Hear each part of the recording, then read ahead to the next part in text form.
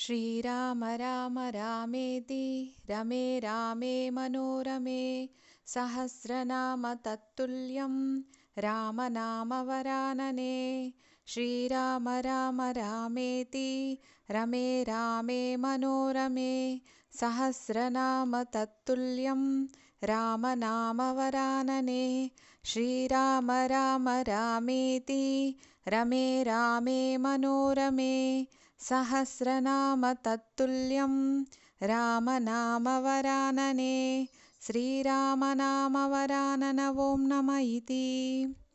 భగవద్భక్తులందరికీ స్వాగతం. మనము నిన్నటి రోజున ఏ విధంగా రావణాసురుడు సీతామాతను చెరపట్టి ఆయన లంకకు తీసుకువెళ్ళాడు అనే విషయాన్ని గురించి మనము చర్చించుకొని ఉన్నాము. అంతేకాకుండా అక్కడ ఏ విధంగా సీత శారీరక బాధలు, ఆకలి దప్పులు ఇలాంటివేమీ లేకుండా ఉండడం కోసం బ్రహ్మగారు పంపించినటువంటి దివ్య పాయసాన్ని ఇంద్రుడు తీసుకొని వచ్చి సీతామాతకి ఇవ్వడం, దాన్ని స్వీకరించిన తరువాత సీతామాతకు కొంతవరకు దేహ బాధలు కానీ ఆకలి దప్పులు కానీ లేకుండా ఆమె స్వస్థత పొందటం జరిగింది. మనము అంతవరకు చెప్పుకొని ఉన్నాము. మరి ఇక్కడ మారీచుడిని వధించిన మీదట రాముడు చాలా త్వరగా తన యొక్క పర్ణశాల వైపు వస్తూ ఉన్నాడనమాట. అలా వస్తూ ఉన్నాడు కానీ ఆయన మనస్సులో చాలా భయంగా ఉంది. ఎందుకంటే అక్కడ జనస్థానంలో ఇంతకుముందే శూర్పణఖ వలన కొంతమంది రాక్షసులను 14,000 మంది రాక్షసులను మట్టు పెట్టినందుకు గాను వాళ్ళు ఎలాగైనా మా మీద పగబట్టి ఉంటారు. ఆ పగ తీర్చుకోవాలని ఈ రాక్షసులు అనుకుని ఉంటారు. కాబట్టి నన్ను ఇంత దూరంగా తీసుకొని పోయి పర్ణశాలకు దూరంగా వచ్చేటట్లు చేసి సీతను ఇంకా మింగేసి ఉంటారు, స్వాహా చేసేసి ఉంటారు. అందుకోసమే ఈ పథకం పన్ని ఉండి ఉంటారు. ఆ పథకంలో భాగంగానే ఈ మారీచుడు మాయలు చేసి నన్ను ఇంత దూరం తీసుకొని వచ్చాడు అని ఆయన ఆలోచిస్తూ ఉన్నాడనమాట. అంతేకాకుండా ఇంకా ఏ విధంగా అయితే నా కంఠస్వరం ఉంటుందో పరిపూర్ణంగా, అంటే పూర్తిగా ఇంకా ఎలాంటి భేదము లేకుండా నా కంఠస్వరాన్ని అనుకరిస్తూ మారీచుడు పెట్టినటువంటి పెడబొబ్బ విన్న మీదట ఖచ్చితంగా లక్ష్మణుడు ఇంకా నాకేదో అయిపోయి ఉంటుందని సీతను ఒంటరిగా వదిలి వచ్చేస్తాడేమో అని ఆయన భగవంతుణ్ణి ప్రార్థిస్తున్నాడు. అలా జరగకూడదు అని నేను ప్రార్థిస్తున్నాను అని అనుకుంటూ వేగంగా వస్తూ ఉన్నాడనమాట. అలా వస్తూ ఉంటే ఆయనకు వెనకనే ఒక నక్క భయంకరంగా ఊల వేయడం వినిపిస్తుంది. అది వింటూనే ఇంకా ఆయన యొక్క అనుమానం అనేది చాలా అధికమైపోతుందన్నమాట. మనము రామాయణంలో ఈ శుభశకునాలు, అపశకునాలు అనేటివి మనం చాలా ఎక్కువగా గమనిస్తూ ఉంటామన్నమాట. కాబట్టి రామాయణాన్ని ఒక శకున శాస్త్రంగా కూడా మనము పరిగణించవచ్చు. అంతేకాకుండా అక్కడ ఉన్నటువంటి పక్షులు, ఇతర వన్యమృగాలు అన్నీ కూడా భయంకరమైన అరుపులు అరుస్తూ రామునికి కుడిపక్కగా దాటుతూ ఉంటాయి. అది ఒక అపశకునమే. అంతేకాకుండా ఆయన యొక్క ఎడమ కన్ను అదిరింది, ఎడమ చేయి ఆగి కంపించసాగింది. ఇంకా అవన్నీ చూడగానే ఆయన యొక్క గుండె కూడా దడదడా కొట్టుకుంటూ ఉందన్నమాట. ఈ అశుభ సూచనలన్నీ గమనిస్తూ ఉంటే ఇంకా సీతకి ఏమన్నా అయ్యిందేమో, లక్ష్మణుడు వస్తూ ఉంటాడేమో వదిలేసి సీతను ఒంటరిగా అని ఆయన భయపడుతూ ఉన్నట్టుగానే ఎదురుగా లక్ష్మణుడు వస్తూ కనిపిస్తాడనమాట. అతనికి ఎడమ చేతితో పట్టుకొని తన యొక్క ఎడమ చేతితో పట్టుకొని వెంటనే అడుగుతారనమాట, నువ్వు సీతను అరక్షితంగా రక్షణ లేకుండా ఎలా వదిలేసి వచ్చావు? నా ఆజ్ఞను నువ్వు ఎందుకు ధిక్కరించావు? నువ్వు ఎలా ధిక్కరించగలిగినావు అని ఆయన అడుగుతున్నాడనమాట. నాకన్నీ కూడా దుశ్శకునాలన్నీ కనిపిస్తున్నాయి. దాన్ని బట్టి చూస్తే ఆమెను ఎవరో వధించి ఉంటారు, తినేసి ఉంటారు, లేకపోతే ఆమెను అపహరించి ఉంటారు అని నాకు అనిపిస్తోంది. అయ్యో లక్ష్మణ, సీతను ఎందుకు నువ్వు ఒంటరిగా వదిలి వచ్చావు? ఎలా రాగలిగావు నువ్వు అంటూ ఆయన నిందిస్తున్నాడనమాట. వెంటనే వాళ్ళిద్దరూ పర్ణశాలకు వేగంగా తిరిగి వస్తే అక్కడ వస్తూ ఉంటే దారిలో ఆయన యొక్క కాలికి ఏదో రాయి తగిలి ఆయన తూలి పడతాడనమాట. ఇంకా ఆయన మనస్సులో ఎలా ఉందంటే సీత అక్కడ కనిపించదేమో, పర్ణశాలలో సీతను నేను పోగొట్టుకుంటానేమో అనే భయంతో ఆయన ముందర ఏమున్నది కూడా సరిగా చూసుకోకుండా చాలా వేగంగా రావడం వలన అలా తూలిపడుతున్నాడు. వెంటనే ఇంకా వాళ్ళు పర్ణశాలకు తిరిగి వెళ్తూ ఉన్నారు. అయితే అప్పటికే రాముడికి ఆ భయంతో బాధతో మతిస్థిమితం తప్పినట్టుగా అనిపిస్తూ ఉందన్నమాట. ఒకవేళ సీత గనక లేకపోతే ఇంకా నేను బ్రతకలేను, నేను ఆత్మహత్య చేసుకుంటాను. ఎందుకంటే ఆమె లేకుండా నేను ఎందుకు జీవించాలి? ఒక భార్య ఉంటేనే కదా ధర్మాన్ని అనుష్ఠించడం కుదురుతుంది. అలాంటి భార్య లేకపోతే ఇంక నేను బ్రతికి లాభం ఏంటి అని ఆయన ఆలోచనలో పడిపోయాడు. ఇంకా నేను భరించలేను, అయ్యో లక్ష్మణ, ఎందుకు నువ్వు సీతను వదిలేసి ఇలా వచ్చేసావు అని ఎన్నిసార్లు ఆయన చెప్తున్నాడు అనమాట. అప్పుడు లక్ష్మణుడు ఇన్నిసార్లు అలా మాట్లాడుతూ ఉంటే ఇంకా ఉండలేక చెప్తున్నాడు, సహాయం కోసం నువ్వు పెట్టినటువంటి కేకలు విని సీత పిచ్చిదైపోయింది. అంటే ఇంకా ఆమె భయంతో ఇంకా కంపించిపోతూ ఉంది.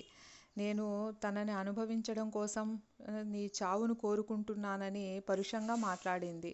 అంతేకాకుండా భరతుని యొక్క తొత్తునని, నేను కపట వేషంలో ఉన్న నీ శత్రువునని నన్ను ఆరోపించింది. ఇంకా ఆమె ఆరోపణలను అసత్యాలని రుజువు చేయాలని నేను నీ సహాయం కోసం ఇక్కడికి వచ్చాను రామా అని చెప్తాడనమాట.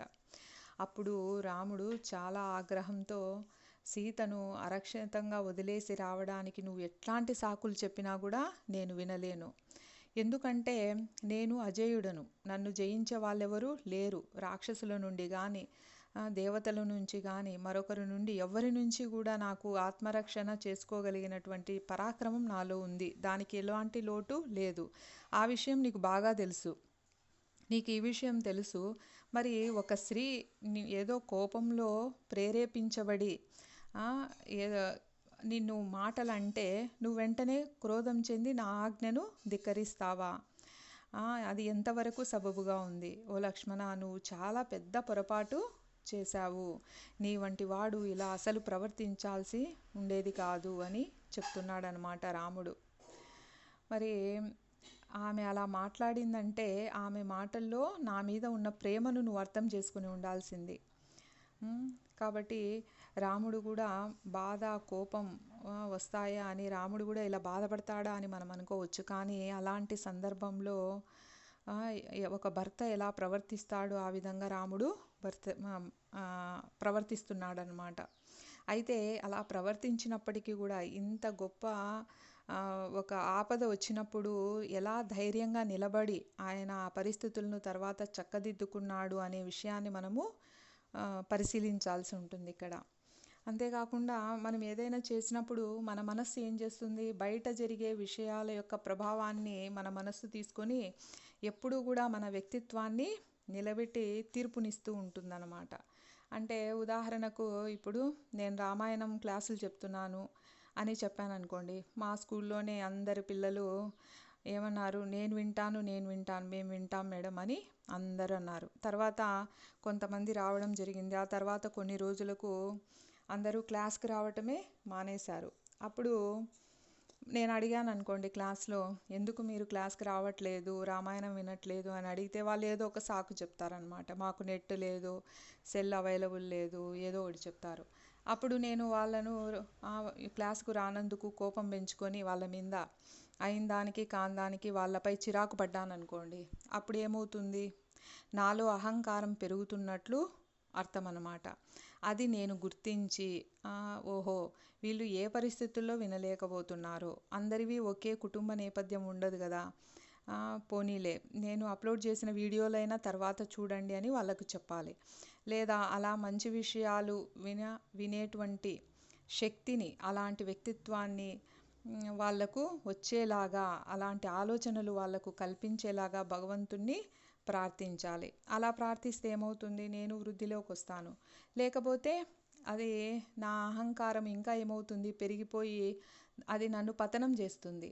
అలా ప్రతి విషయాన్ని లేదా వీలైతే కొన్ని విషయాలనైనా, ముఖ్య విషయాల్లో అయినా మనం ఒక సాక్షిగా ఉండి మన మనసును గమనిస్తూ ఉండాలన్నమాట.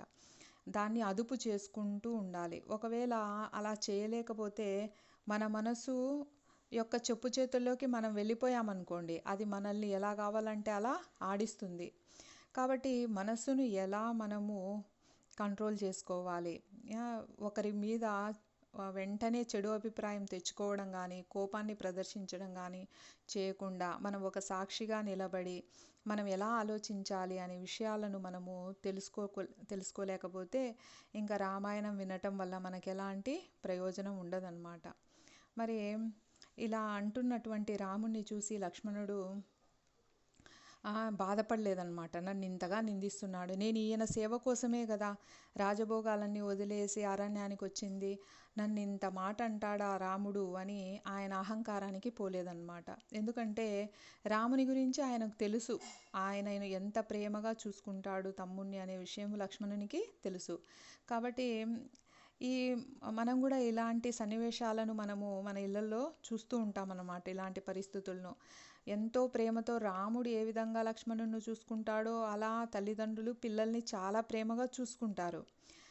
కానీ ఏదైనా ఇలా సమస్య వచ్చినప్పుడు రాముడు లక్ష్మణుడు పడుతున్నాడు, ఎందుకంటే అన్న గురించి తెలుసు కాబట్టి. కానీ మనము పిల్లలు ఏదైనా తప్పు చేసి ఇబ్బంది పడుతున్నప్పుడు మనం వాళ్ళని ఏదైనా దండించామనుకోండి, ఒక మాట అంటే చాలు వాళ్ళు ఎంతగానో బాధపడతారనమాట. నన్నన్నారు అని. కొందరైతే తిరిగి ఎదురు మాట్లాడతారు. కాబట్టి మన అమ్మా నాన్నే కదా, మన కోసం మన మంచి కోసం చెప్తున్నారు కదా, మన ఇంట్లో వాళ్ళే కదా, మన అమ్మమ్మ తాతయ్యలే కదా, అలా ఆ భావన అనేది పిల్లల్లో అసలు ఇప్పుడు లేకుండా పోయిందన్నమాట. ఎందుకంటే వాళ్ళు మన ఇంట్లో పెద్దలు కానీ సమాజంలో పెద్దలు కానీ మన కోసం చెప్తున్నారు అనేటువంటి నమ్మకం పిల్లల్లో మనం తేలేకపోతున్నాం. అది లేనే లేదు వాళ్ళల్లో. ఎందుకు వాళ్ళు ఏమంటారు, మేమేమన్నా మిమ్మల్ని కనమన్నామా, మీరు కన్నారు కాబట్టి మమ్మల్ని పెంచాల్సిన బాధ్యత, మమ్మల్ని చూసుకోవాల్సిన కర్తవ్యం మీది, కాబట్టి మీరు చేయాల్సిందే అన్నట్టు చెప్తారు. మరి వాళ్ళకి ఎలా తెలుస్తుంది అంటే, అసలు ఈ జన్మ యొక్క గొప్పదనం వాళ్ళకి ఎప్పుడు తెలుస్తుందో అప్పుడు వాళ్ళకు ఈ జన్మనిచ్చినటువంటి తల్లిదండ్రుల మీద గౌరవం అనేది వస్తుంది. భగవద్ధామానికి వెళ్ళటానికి కావలసిన సాధన ఏదైతే ఉందో అది చేయడానికి ఉన్నటువంటి ఏకైక జన్మ మానవ జన్మ మాత్రమే.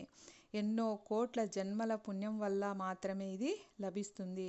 అటువంటి జన్మకు కారకులైనటువంటి నా తల్లిదండ్రులు అనేటువంటి విషయం వాళ్ళకు తెలిస్తే అప్పుడు వాళ్ళల్లో కృతజ్ఞతాభావం అనేది తెలుస్తుంది.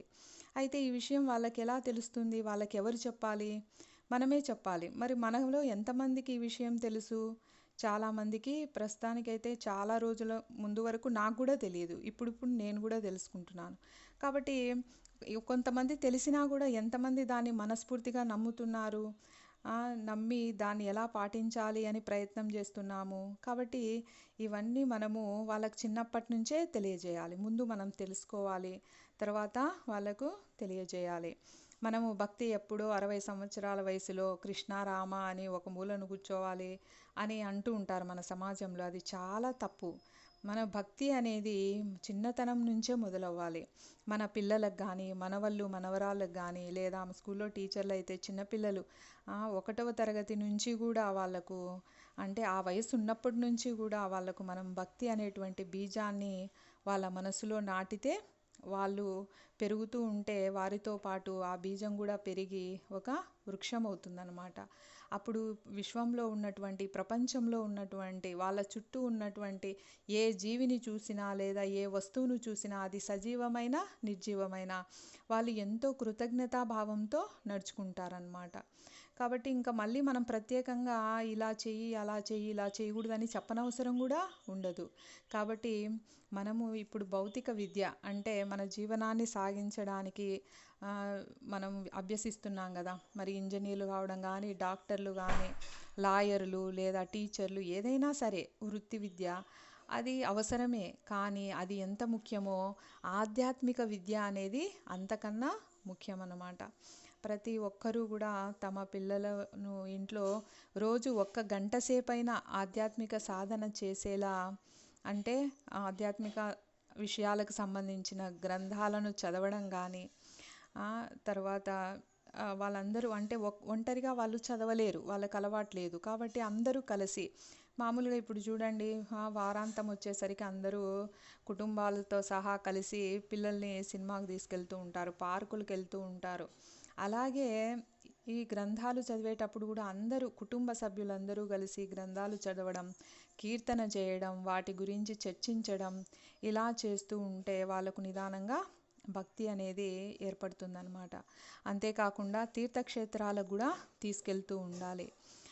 అందరూ ఏమంటారు, 60 సంవత్సరాలు వచ్చినప్పుడు లేదా ముసలి వాళ్ళు అయినప్పుడే తీర్థయాత్రలకు వెళ్తారు అని అంటారు. కానీ అది చాలా పొరపాటు అన్నమాట. తీర్థక్షేత్రాలు 60 సంవత్సరాలు నిండిన వాళ్ళే కాదు, పిల్లలు, ముఖ్యంగా యువత అందరూ కూడా కనీసం 6 నెలలకు ఒకసారైనా కుటుంబ సమేతంగా అందరూ పుణ్యక్షేత్రాలకు వెళ్ళి దర్శనం చేసుకోవాలి. అంతేకాకుండా వారానికి ఒక్కసారైనా దేవాలయాలకు తీసుకెళ్ళటం, ఇలా చేస్తే వాళ్ళల్లో విలువలు పెరుగుతాయన్నమాట. మరి విలువలు లేని విద్య ఎంత వినాశనానికైనా దారి తీస్తుంది. మనం ఇంతకుముందే చెప్పుకున్నాం అన్నమాట. ఒక లాయరు అధర్మంగా ప్రవర్తిస్తే ఎలా ఉంటుంది, ఒక డాక్టర్ అధర్మంగా ఉంటే ఎలా అవుతుంది అని. కాబట్టి వాళ్ళు ధర్మబద్ధంగా పాటించడం కోసం, ఉండడం కోసం మనం చిన్నప్పటి నుంచే వాళ్ళల్లో ఈ భక్తి అనేటువంటి బీజాన్ని నాటాల్సి ఉంటుంది. అంతేగాని ఎప్పుడు కూడా మా పిల్లవానికి ఎంత ర్యాంకు, మార్కులు ఎన్ని అని మనము ఈ మాయలో పడిపోయామనుకోండి, ఆ మార్కులు, ఉద్యోగాలు అన్నీ కూడా దాని వెంట మనం పరిగెడుతూ ఉంటే ఇంకా ఏం చేయగలుగుతాం? దాన్ని ఇకనైనా మనము ఆపాలి. ఎందుకు? ఆ ఉద్యోగాలు అంటే ఉద్యోగాలు చేయకూడదని కాదు, కానీ ఆ ఉద్యోగానికి ఇచ్చేటువంటి విలువ కన్నా మన తల్లిదండ్రులకు ఇవ్వాల్సిన విలువ ఎంతో ఉంది అని గుర్తించగలగాలి వాళ్ళు. లేకపోతే ఏమవుతుంది, కనీసం తలకొరివి పెట్టడానికి కానీ, చివరి చూపు చూడడానికి కానీ వాళ్ళు రావట్లేదు. మనం ఎన్నో సందర్భాల్లో చాలామంది ఇలా చెప్తూ ఉంటే వింటూ ఉంటాం అన్నమాట, మన చుట్టుపక్కల వాళ్ళు. కాబట్టి అలాంటి పరిస్థితులు రాకుండా ఉండాలంటే దేనికి ఎంత విలువ ఇవ్వాలి అనే విషయాన్ని పిల్లలు ఖచ్చితంగా తెలుసుకొని ఉండాలి. అంతేకాకుండా ఇక్కడ లక్ష్మణుడు ఇంకో రకంగా ఆలోచించి ఉంటే ఏమై ఉండేది, మా వదినే కదా, బాధలో ఇలా మాట్లాడుతుంది, భయంతో ఇలా మాట్లాడుతుంది, లేకపోతే ఇలా మాట్లాడేది కాదు కదా. అన్నయ్య తిరిగి వస్తే, లక్ష్మణ మంచి పని చేసావయ్యా, ఒకవేళ నా మాట విని నువ్వు వెళ్ళి ఉంటే ఎంత ప్రమాదం వచ్చేదో కదా అని అంటుంది కదా అని లక్ష్మణుడు ఆలోచించలేకపోయాడు. ఎందుకంటే అతనికి ఆమె మాటల వలన క్రోధం వచ్చింది. మరి రాముని విషయంలో ఆయన సహనం వహిస్తూ ఉన్నాడు ఇప్పుడు ఏమన్నా కూడా. అదేవిధంగా సీత విషయంలో కూడా ఆయన సహించి ఉండింటే అది వేరేగా ఉండేది. కానీ ఆయన సహించలేక క్రోధంతో అక్కడి నుంచి వచ్చేసాడనమాట. అందువల్లే ఇంత ప్రమాదము వచ్చింది. కాబట్టి ప్రయత్నపూర్వకంగా కూడా మనము అందరం కూడా సహనాన్ని అలవాటు చేసుకోవాలి. ఇది ఒక్క రోజులో జరిగేది కాదు. ప్రతిరోజు మనము బేరీజు వేసుకుంటూ ఉండాలి. ఈ సందర్భంలో నేను మాట్లాడడం అవసరమా లేదా అని ఆచితూచి వ్యవహరిస్తూ అభ్యాసం చేయాల్సి ఉంటుందన్నమాట. మరి రాముడు అంటున్నాడు లక్ష్మణునితో, ఆమెకు కోపం వచ్చి మాటలంది, నువ్వేమో ఆ కోపంతో కోపాన్ని నువ్వు దృష్టిలో పెట్టుకొని ఆమెను వదిలేసి వచ్చేసావు. మరి ఫలితాన్ని అనుభవించేది ఎవరు? నేను. సీత లేకుండా నేను ఇంకా బ్రతకలేను, శరీరాన్ని విడిచిపెట్టేస్తాను, పైలోకాలకు వెళ్ళిపోతాను. అక్కడ దశరథ మహారాజు గారు అడుగుతారు, మరి నిన్ను 14 సంవత్సరములు అరణ్యవాసం చేయమన్నాను కదా, మరి పూర్తి కాకుండానే నువ్వు వచ్చేసావే అని అడిగితే నేనేం చెప్పాలి?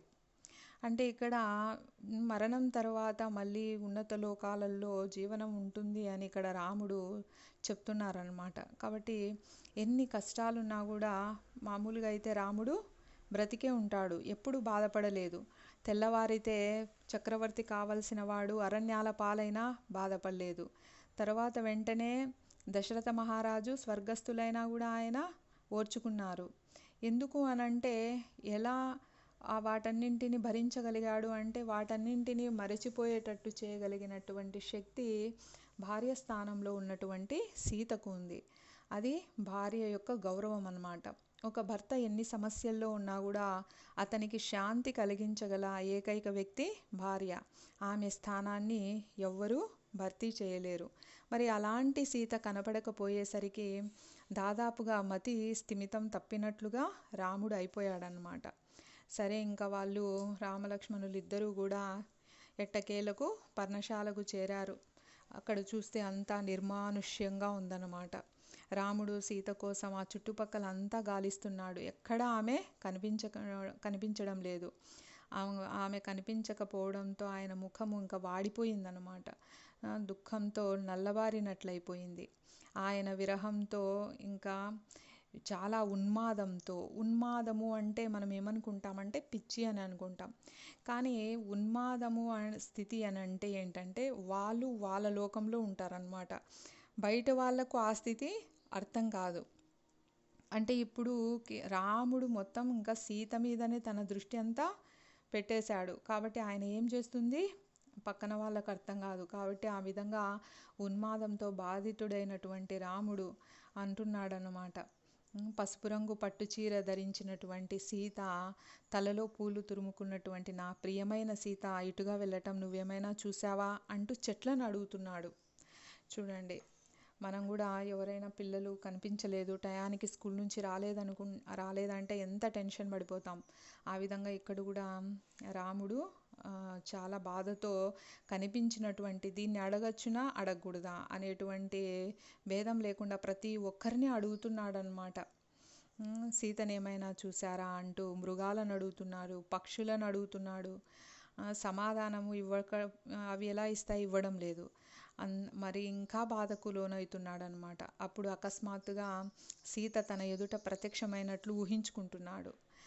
ఊహించుకొని, ఓ ప్రియాతి ప్రియతమా, ఎందుకు నా నుంచి నువ్వు పారిపోయావు, ఎందుకు దాక్కుంటున్నావు, నాతో ఎందుకు నువ్వు పలకడం లేదు అని గట్టిగా అరుస్తున్నాడనమాట. ఇంకా ఆ పైన రాముడు అనుకుంటున్నాడు, రాక్షసులు స్వాహా చేసి ఉంటారు. ఆమె ఎంత కోమలంగా ఉండేది సీత, ఆమె యొక్క చేతులు సుకుమారంగా ఉండేవి, వాళ్ళు ముక్కలు చేసి తినేసి ఉంటారు అని ఆయన మనసులో ఆలోచిస్తున్నాడు. సీతను కనుక్కునే ఆశను ఇంకా వదిలిపెట్టడానికి ఆయనకు మనసు ఒప్పడం లేదు. అంటే ఇంకా తినేసి ఉంటారు, చనిపోయి ఉంటుంది అని సరిపెట్టుకోవడానికి ఆయన మనసు ఒప్పుకోవడం లేదు. అక్కడ చుట్టుపక్కల కొండల్లో, అడవుల్లో అన్ని చోట్ల రామలక్ష్మణులు వెతుకుతున్నారన్నమాట. అయినా సీత కనిపించకపోవడంతో రాముడు ధైర్యాన్ని కోల్పోయి నిరాశతో కింద చతికిలబడ్డాడు. అయినప్పటికీ లక్ష్మణుడు ఆయనను ఉత్సాహపరిచి అలాగా ఇంకా వెతుకుదాం, అక్కడ ఉంటుందేమో ఇక్కడ ఉంటుందేమో అని అరణ్యాలలో, పర్వతంలో, మైదానాల్లో అంతా కూడా వెతుకుతున్నారు. చివరికి ఇంకా రాముడు ముందుకు పోలేక చాలా దుఃఖానికి లోనైపోతాడనమాట. ఆయన ఇంకా కదల్లేక అచేతనంగా నిలిచిపోతాడు. ఆయన ఇంకా ఏమీ ఆలోచించలేక వివేక శూన్యంగా అయిపోయినట్టు కనిపిస్తూ ఉంది. ఇంకా వేడి నిట్టూర్పులు విడుస్తున్నాడు. ఆయన కళ్ళన్నీ అశ్రువులతో నిండిపోయాయన్నమాట. సీతను ఎలాగైనా కనిపెడతానని లక్ష్మణుడు ఓదార్పుగా చెప్తూ ఉన్నాడు. అయినా కూడా రాముడు ఇంకా ఏమీ పలకలేకపోతున్నాడు. ఆయన ప్రేమ తప్తుడైపోయి పదే సీత సీత అంటూ అరుస్తూ ఉన్నాడనమాట.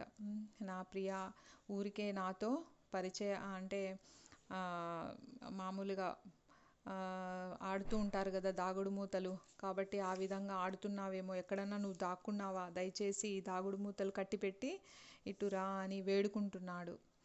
ఎందుకంటే నేను ఈ బాధను భరించలేకపోతున్నాను, నా మతి భ్రమిస్తున్నట్లు ఉంది అంటూ చెప్తున్నాడు రాముడు. తనలోని భావాలను ఇంకా లక్ష్మణుడు అర్థం చేసుకొని ఇంత బాధపడుతున్నాడని ఆయన కూడా విలపిస్తున్నాడు అన్నమాట. మనము ఎన్నో సంఘటనలు ఇలా చూస్తూ ఉంటామన్నమాట. భగవంతుని యొక్క విరహంతో కూడా చాలామంది భక్తులు రోధించినటువంటి సంఘటనలు మనం భాగవతంలో కూడా చూడొచ్చు. అక్కడ బృందావన గోపికలు కృష్ణుడు కనిపించకపోయేసరికి వాళ్ళ జీవితం అంతా వాళ్ళు ఆయన యొక్క అన్వేషణలోనే గడిపేస్తారన్నమాట.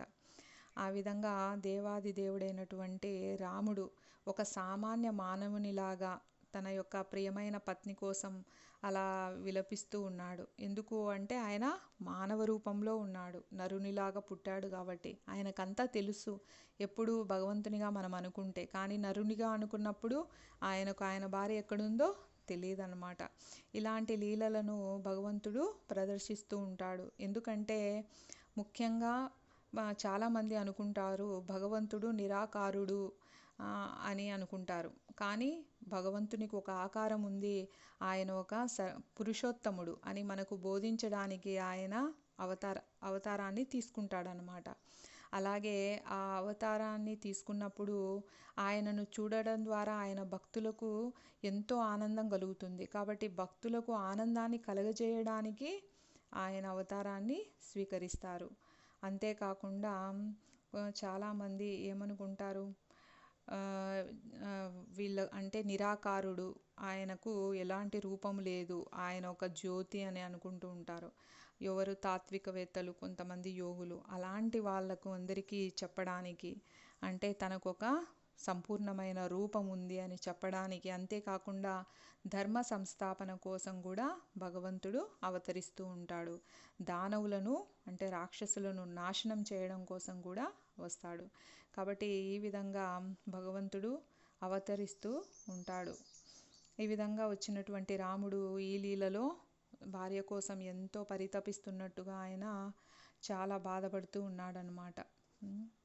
ఆ విధంగా పదే పదే ఎన్నిసార్లు పిలిచినప్పటికీ ఇంకా సీత కనిపించకపోవడంతో ఇంకా రాముడు అనుకుంటున్నాడు, ఇంకా ఈమెను రాక్షసులు తినేసి ఉంటారు, ఇంకా అదే జరిగి ఉంటుంది అని విసిగిపోతాడనమాట. లక్ష్మణుడు కూడా విసిగి వేసారిపోతాడు. అప్పుడు రాముడు అంటున్నాడు, లక్ష్మణ, దయచేసి ఒక్కసారి గోదావరి తీరానికి వెళ్ళి చూసిరా, బహుశా ఏమన్నా సీత పూలు సేకరించడం కోసం అక్కడికి వెళ్ళిందేమో అని అంటున్నాడనమాట. అప్పుడు ఇంకా లక్ష్మణుడు వెళ్ళి గోదావరి తటమంతా వెతికి చూస్తాడు, ఎక్కడా ఆమె కనిపించదు. అప్పుడు తిరిగి వచ్చి చెప్తాడు, అన్నయ్య కనిపించలేదు అని. మరి మనం కూడా ఏదైనా వస్తువు పోయిందనుకోండి, అక్కడ పెట్టామేమో చూడండి, ఇక్కడ పెట్టామేమో చూడండి అని మనం ఊరికే ఉండం కదా.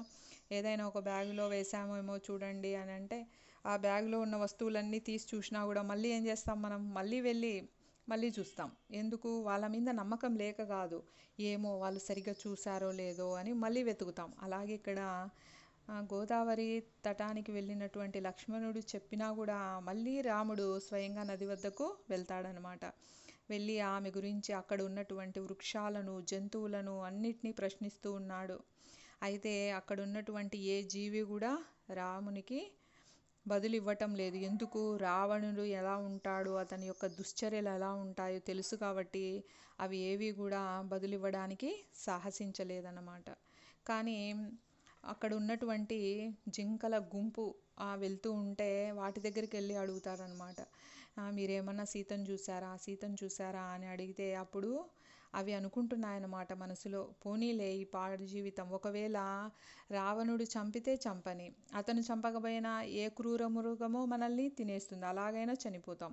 ఏ వేటగాడో మనల్ని కొట్టి చంపేయచ్చు, కాబట్టి అలాగైనా చనిపోతాం.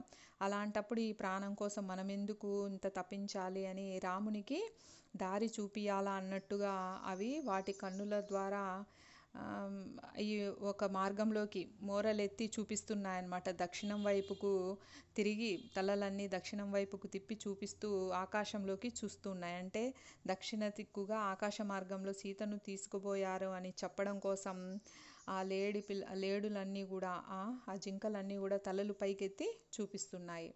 అయితే ఆ విషయాన్ని లక్ష్మణుడు అర్థం చేసుకున్నాడు, కానీ రాముడు అర్థం చేసుకోలేకపోయాడు. ఎందుకు అంటే ఆయన అంత వేదనలో ఉన్నాడనమాట. ఏ విషయాన్ని సూక్ష్మంగా పరిశీలించే శక్తి ఇప్పుడు ఆయన కోల్పోయాడు. ఎంతసేపు ఆయన సీతకేమైందో అనేటువంటి గాబరాలోనే ఉన్నాడు. కాబట్టి లక్ష్మణుడు అర్థం చేసుకొని ఇంకా ఏదైనా సమాచారం దొరుకుతుందనే ఆశతో ఆయన రామునితో అంటున్నాడనమాట, మనం దక్షిణ వైపు నడుద్దాం అన్నయ్య, అక్కడ ఏమైనా మనకు వివరాలు తెలియగలుగుతాయి అని అక్కడికి వెళ్తారనమాట. వారిద్దరూ బయలుదేరి కొద్దిసేపట్లో వాళ్లకు ఒక చోట పూలు పడి ఉన్నటువంటి జాడలు కనిపిస్తాయి. అయితే భూమాత ఏ జంతువులు తినకుండా ఆ పూలను కాపాడిందనమాట. అంతేకాకుండా ఎండ కూడా తగ్గింది. ఎందుకు? అవి వాడిపోకుండా. ఆ పూలు రామునికి, లక్ష్మణునికి కనిపించడం కోసం ఆ మాత్రం వాళ్ళు సేవ చేయగలుగుతారనమాట. ఆ విధంగా ఆ పూలను వాళ్ళు చూస్తారు.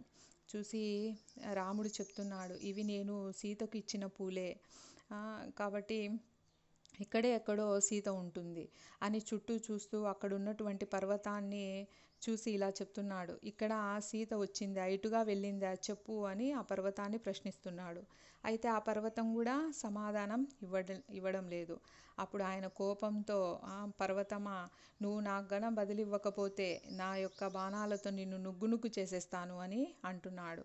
ఆయన ఎలా ఉన్నాడు అంటే అంత భయంకరమైనటువంటి జ్వాల మనసులో రగులుతూ ఉందన్నమాట. ఇంకా దాన్ని కంట్రోల్ చేసేటువంటి శక్తి ఎవరికి లేదేమో అన్నట్టుగా ఆయన ప్రవర్తిస్తున్నాడు. అప్పుడు రాముడు ఆ కోపంతో ఎర్రటి కన్నులతో పర్వత శిఖరం వైపు చూస్తూ చాలా తీక్షణంగా దాన్ని పరిశీలిస్తూ వెంటనే బాణాలను తీసి దాని మీద సంధించడం కోసం సిద్ధపడుతూ ఉన్నాడు. అప్పుడు వెంటనే లక్ష్మణుడు, అన్నయ్య ఒక్క క్షణం ఆగు, ఇక్కడ ఒక మహారాక్షసుని యొక్క పాదముద్రలు, దాని పక్కనే సీత యొక్క పాదముద్రలు కనిపిస్తున్నాయి చూడు అని చూపిస్తాడనమాట. అప్పుడు ఆ పాదముద్రలను అనుసరించి వెళ్ళినటువంటి రామలక్ష్మణులకు కొద్దిసేపట్లోనే అక్కడ రావణుని యొక్క విరిగిపోయినటువంటి ధనస్సు, తూనీరము, ముక్కలైపోయినటువంటి రథభాగాలు, విరిగిపడినటువంటి సీత యొక్క ఆభరణాల యొక్క చిన్న చిన్న ముక్కలు, అక్కడ పడి ఉన్నటువంటి రత్నాలు, ఆ ఆభరణాలలోంచి రాలిన ముత్యాలు అవన్నీ కనిపిస్తాయన్నమాట. అంతేకాకుండా అక్కడ రక్తపు చుక్కలు కూడా కనిపిస్తాయి. అవి చూడగానే ఇంకా రాముడు వివశుడైపోతాడనమాట. ఇంకా తినేశారు ఈ రాక్షసులు, సీతను నిజంగానే తినేశారు కాబట్టి ఇక్కడ రక్తం ఉంది, కాబట్టి ఇంకా మనకు సీత లేదు అన్నట్టు ఆయన చాలా బాధపడిపోతాడనమాట.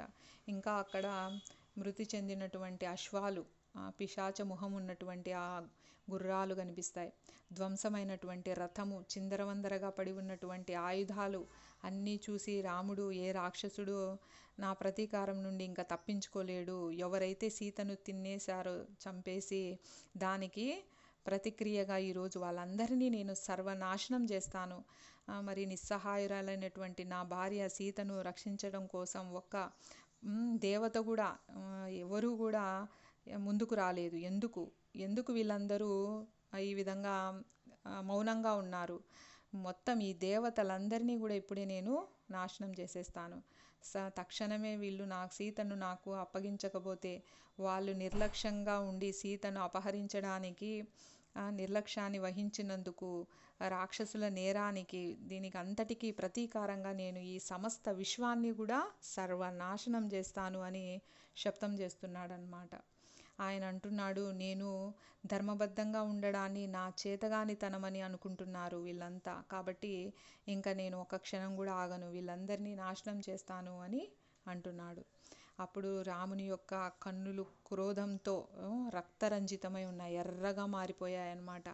ఆయన పెదాలు బిగించి ఆగ్రహంతో కంపించిపోతున్నాడు. అప్పుడు లక్ష్మణుని నుండి తన ధనస్సును తీసుకొని రాముడు సమస్త విశ్వాన్ని నాశనం చేయాలనేసి ఒక భయంకరమైనటువంటి శరాన్ని వింటినారిపై ఉంచుతాడనమాట. కాబట్టి ఇక్కడ చెప్తున్నాడు, లక్ష్మణ, ఎవరైనా సరే చావును కానీ కాలాన్ని కానీ ఎలా ఆపలేరో ఈరోజు నా కోపాన్ని కూడా అలా ఎవ్వరూ ఆపలేరు అని చాలా కోపంగా ఆ శరాన్ని ప్రయోగించడానికి ఎక్కుపెట్టాడు. అప్పుడు ఎప్పుడూ కూడా పుట్టినప్పటి నుంచి అంత కోపాన్ని చూడనటువంటి లక్ష్మణుడు భయపడిపోతాడనమాట. భయపడి ఆయన చాలా వినయంగా తన 2 చేతులు జోడించి, రామా, ఒక్క క్షణం ఆగు, నువ్వు స్వభావరీత్యా చాలా మృదు స్వభావుడవు, చాలా మృదువుగా ప్రవర్తిస్తావు, ఆత్మ నిగ్రహం ఉన్నటువంటి వాడివి, సకల ప్రాణ కోటికి నువ్వు శ్రేయోభిలాషివి, అంటే ఏ ప్రాణికి నువ్వు హాని చేయాలని అనుకోవు, కాబట్టి దయచేసి నీ యొక్క కోపాన్ని నువ్వు నిగ్రహించుకో, తొందరపాటుతో ఏమీ చేయొద్దు. ఇక్కడ చూసావా, విరిగిన రథం ఒక్కటే పడి ఉండడంను బట్టి చూస్తే పోరాటంలో ఒక్క రాక్షసుడే ఉన్నాడు, ఇక్కడ 2, 3 లేరు అని మనకు తెలుస్తూ ఉంది. మనం ఫస్ట్ సీత కోసం వెతుకుదాం, అన్వేషణ సాగిద్దాం. అప్పటికీ ఆమె కనిపించకపోతే నీకు ఏమి చేయాలనిపిస్తే ఆ విధంగా చేయవచ్చు. కాబట్టి ప్రియమైన సోదర, కష్టములు అనేటివి వస్తూ ఉంటాయి, కానీ నువ్వు దాన్ని సహించడం తప్పకుండా నేర్చుకోవాలి. ఎందుకంటే నువ్వే కష్టాలను భరించలేకపోతే ఇక సామాన్య మానవులు నుంచి మనం సహనాన్ని ఎలా ఆశించగలుగుతాం? కాబట్టి నీ శత్రువును వధించగలగటం ఎలాగా అన్న విషయాన్ని మాత్రమే నువ్వు ఆలోచించాలి, కానీ మొత్తం యావత్ విశ్వాన్ని మట్టుబెట్టవలసిన అగత్యమేమీ లేదు అని ఆయన లక్ష్మణుడు అభ్యర్థిస్తున్నాడనమాట. ఆ విధంగా అభ్యర్థించినప్పుడు రాముడు ఆలోచించాడు. లక్ష్మణుడు చెప్పింది నిజమే. నాకు ఎవరైతే అపకారం చేశారో వాళ్ళ మీద నేను పగ తీర్చుకోవాలి, లేదా వాళ్ళను సంహరించాలి, కానీ మొత్తం అందరినీ నాశనం చేయడం ధర్మం కాదు అని ఆయన అనుకున్నాడు. అంతేగాని సీత పోవడానికి, ఆమెను రాక్షసులు తీసుకుపోవడానికి కారణం నువ్వే, మళ్ళీ నువ్వే నాకు చెప్పేవాడివా, నోరు మూసుకో అని ఆయన పరుషంగా అలా ఏం మాట్లాడలేదు. ఎందుకు అంటే రాముడు ధర్మాత్ముడు అని అంటారు. ఎందుకు ఆయన ఎక్కడైతే చెప్తాడో ధర్మాన్ని గురించి, ఎవరైనా ధర్మబద్ధమైన మాటలు చెప్పినప్పుడు వింటాడు కూడా అన్నమాట. ఆయన విని దాన్ని ఆచరిస్తాడు. అదే రాముని యొక్క గొప్పతనం. మనం కూడా మనం కోపం వచ్చినప్పుడు మౌనం వహించాలి. అంతేగాని ఎదుటివారి మీద మన ఇష్టం వచ్చినట్లుగా మాటలు అనడం, చేతలు చేసుకోవడం చేశామనుకోండి, ఒక్కొక్కసారి దానివలన మన జీవితాంతము పశ్చాత్తాపపడాల్సి ఉంటుంది. ఒక్కసారి మాట అంటే దాన్ని మళ్ళీ మనము వెనక్కి తీసుకోలేమన్నమాట. కాబట్టి ఎప్పుడైనా మరీ కోపం వచ్చినప్పుడు మనం మౌనంగా ఉండాలి. గదిలోకి వెళ్ళి ఒంటరిగా ఆలోచించాలి. ఏ విధంగా అయితే క్రోధాన్ని నిగ్రహించుకోవాలి అని మనము రామాయణంలో రాముడు ఎలా క్రోధాన్ని నిగ్రహించుకున్నాడు అనే విషయాన్ని మనం ఒకసారి స్మరణకు తెచ్చుకోవాలి. ఆ విధంగా మనం చేస్తే మన కోపం కొంతవరకు కంట్రోల్ అవుతుందన్నమాట.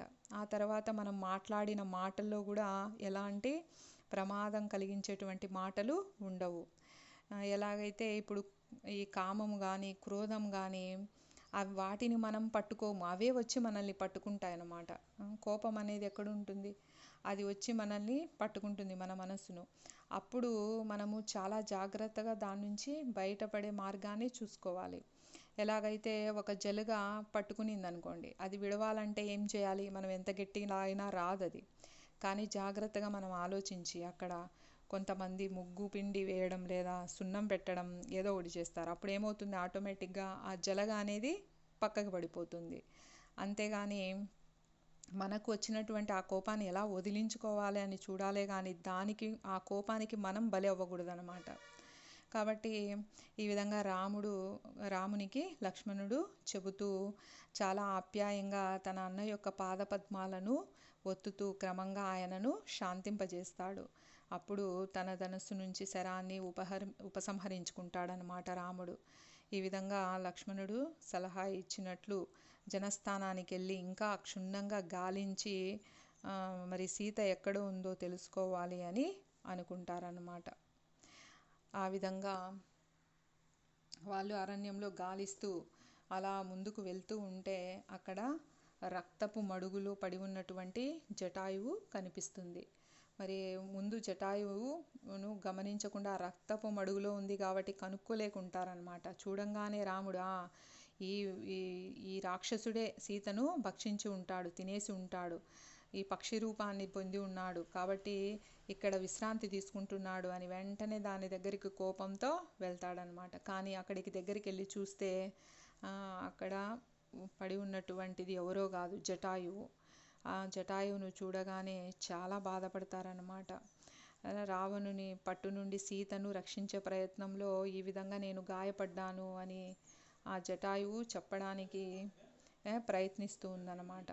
ఆ పరిస్థితిని అర్థం చేసుకుంటూనే రాముడు తన ధనస్సును అవతలికి విసిరేసి జటాయువును ఆలింగనం చేసుకుంటాడు.